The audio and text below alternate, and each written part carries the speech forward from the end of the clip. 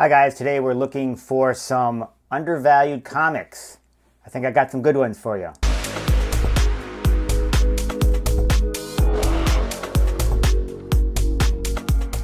Welcome back. Thanks for checking out Sleeping Comics again.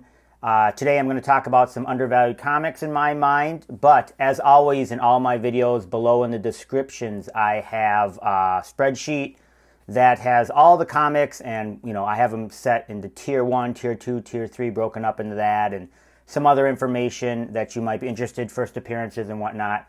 So don't be afraid to check that out down below. As always, if I have anything wrong in that spreadsheet, please put it in the comments. I'm sorry if I did that, but otherwise, let's get right to it.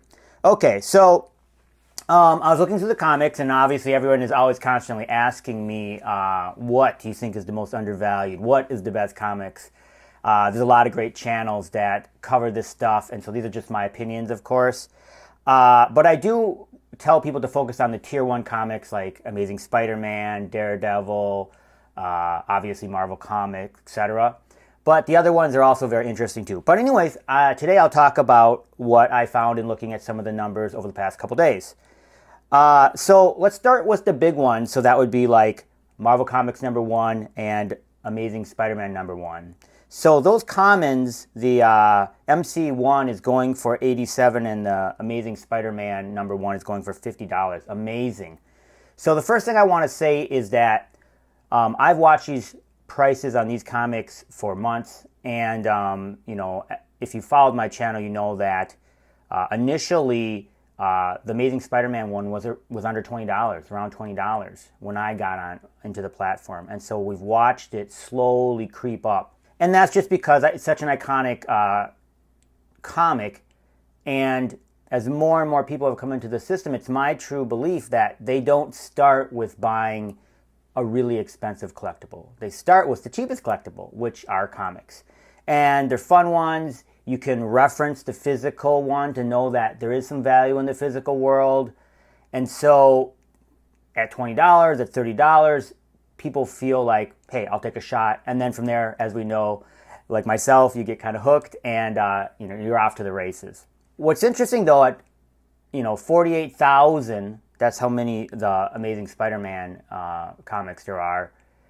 Really, even the common one, there's a lot of people that have purchased that one and obviously want to hold on to it, and that's what's really increased the price. And I think we're going to see that with a lot of these comics.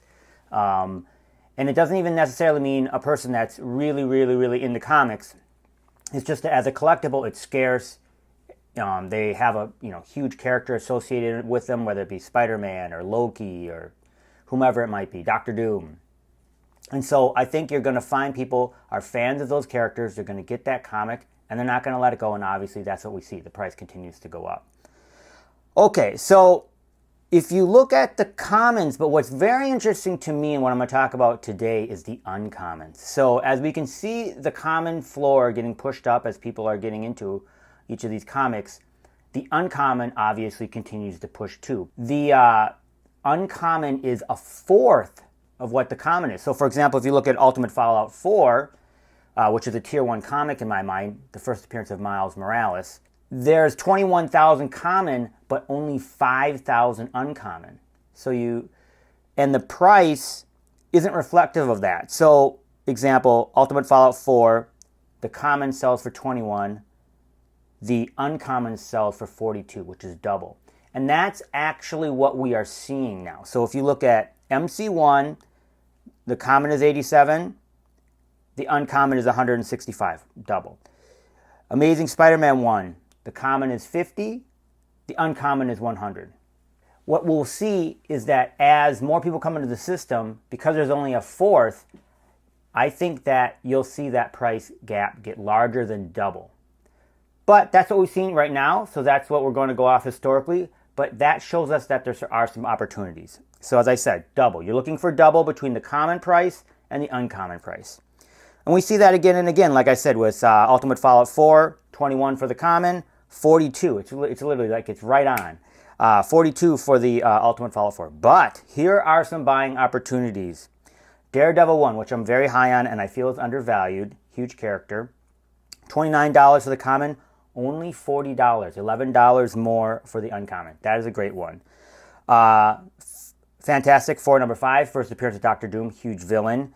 $25 for the common, $36 for the uncommon. So that is a very good one to grab the uncommon. And Fantastic Four number 1, huge book, $32 for the common, $57, but I've seen it drop. I've seen it as low as $55, maybe even $54 for the uncommon. Fantastic Four number 1, another good one to run after. And then the other big one is Hitmonkey. Hitmonkey is a more expensive one, but the common is selling for $65. The uncommon is selling for $75. So if there's any influx of people that are really into Hitmonkey, that uncommon will jump.